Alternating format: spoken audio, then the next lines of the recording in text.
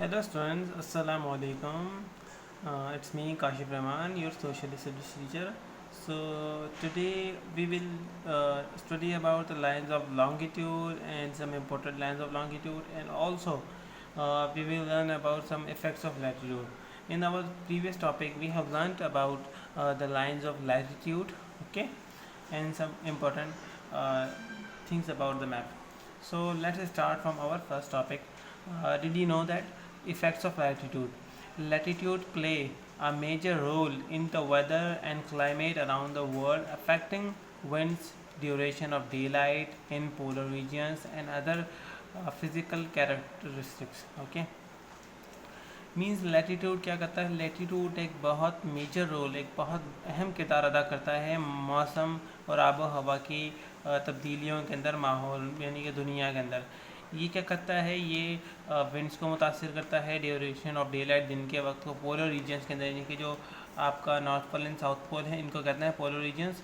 तो इन रीजन्स में डे लाइट को, यानी कि दिन के वक्त में उसको इफेक्ट करता है, और आपके अर्थ की जो फिज़िकल कैरेक्टरिस्टिक्स हैं उनको।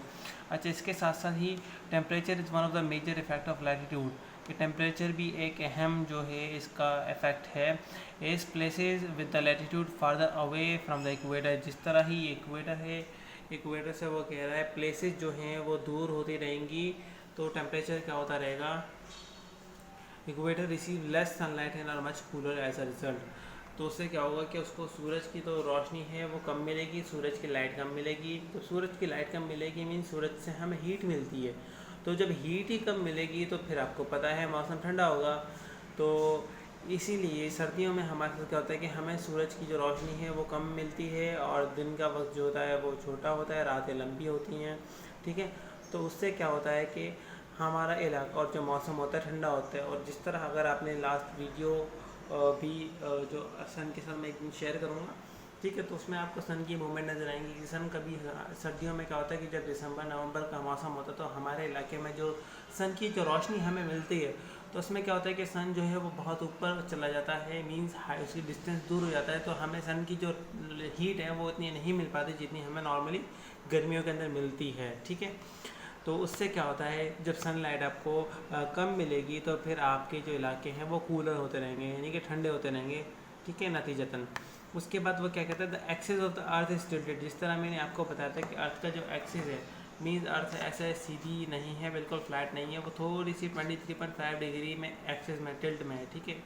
तो जब वो मूवमेंट करती है तो वो इस तरह मूवमेंट करती है, ठीक है। तो इस तरह भी वो घूमती है, उसकी एक ये मूवमेंट ये भी है, ठीक है। उसके बाद अब इसकी मूवमेंट टिल्ट से क्या होता है, so places on latitude receive varied amount of sunlight with the changing of season.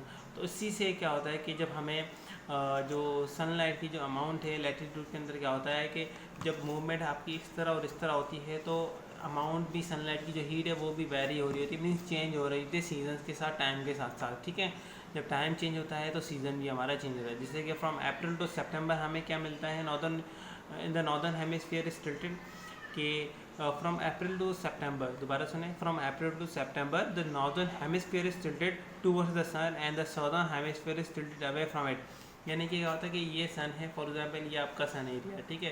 तो अप्रैल टू सितंबर क्या होता है कि हम सन जो है वो इस तरह आता है, यानी कि जो अर्थ है आपका वो टिल्ट होता है, तो ये पोजीशन हमारी है नॉर्दर्न हेमिस्फीयर में, कि हम नॉर्थ में आते हैं, ठीक है, नॉर्दर्न हेमिस्फीयर में आते हैं, तो हमें सन की लाइट मिल रही होती है। और ये साउथर्न पोल है, साउथ पोल है, ठीक है। तो साउथ पोल क्या होता है कि ये एरिया जो है ये सन से दूर हो जाता है, ये करीब हो गया, ठीक है। जैसे ये करीब होगा तो जाहिर सी बात है ये दूर हो जाएगा, तो इसके दूर होने क्या होगा, इनको जो सन की जो हीट की जो अमाउंट है, जो लाइट है वो कम मिलेगी, इसीलिए यहाँ पे ठंड और यहाँ पे गर्मी हो जाएगी।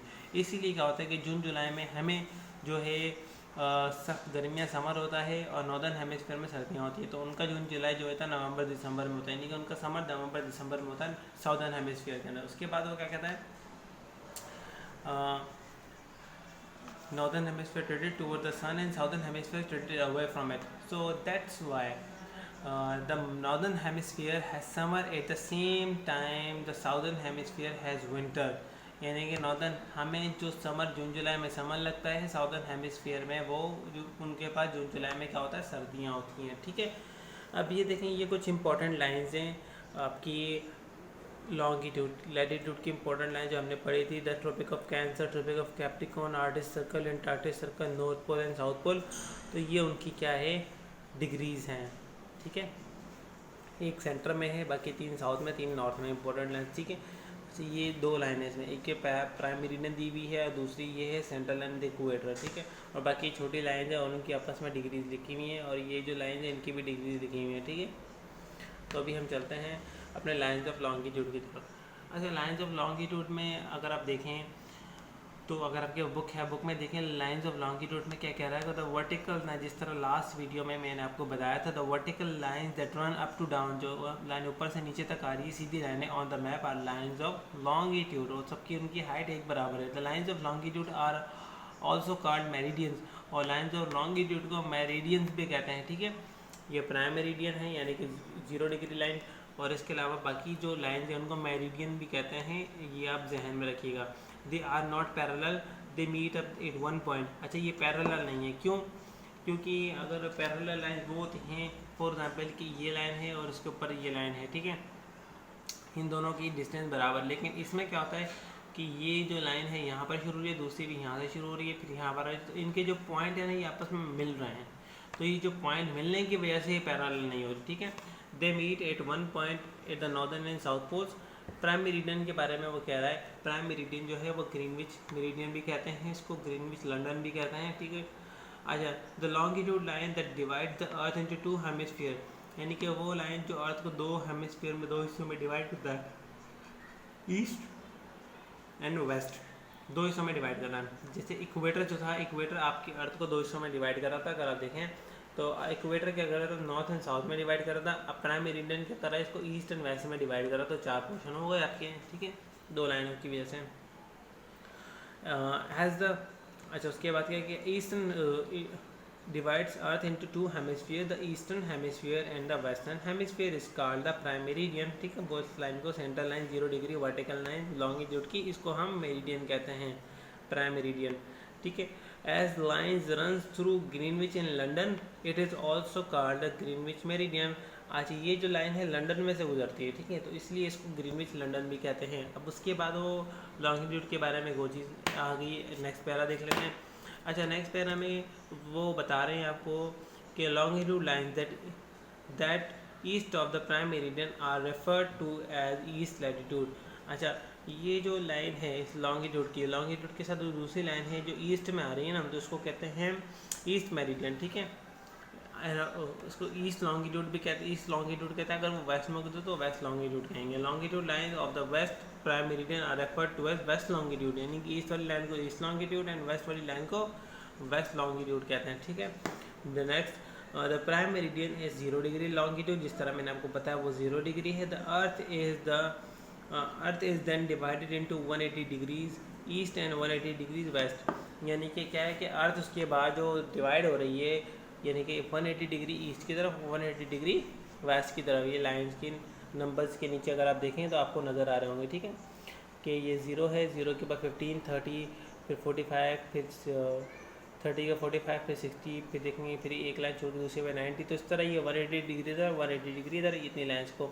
ठीक है, तो टोटल 360 डिग्रीज हो गए हैं।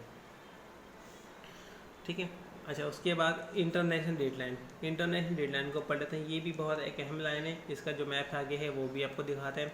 The international deadline is located half way around the world from the prime meridian, कि half way around the world यानी कि जो आधे, थोड़ा सा अगर आप प्राइम मेरिडियन को देखें तो इससे हाफ अर्थ को जो है आगे जाके वहाँ पर आपको ये मिलेगा। अच्छा, ये जो लाइन है ना, ये आपको जो है चाइना और रशिया के बाद से रशिया को टकराता है ना, रशिया के बाद से जो समझ लें कि पानी में से शुरू होता है, बीच में सिर्फ एक एरिया इसका आता है जो कि इस टाइम में से गुजरता है, वो भी मैं आपको मैप के अंदर दिखाता हूँ। ठीक है, तो the international deadline is located half way around the world from the prime meridian 0 degree longitude और अबाउट 180 डिग्री ईस्ट और west of Greenwich London UK.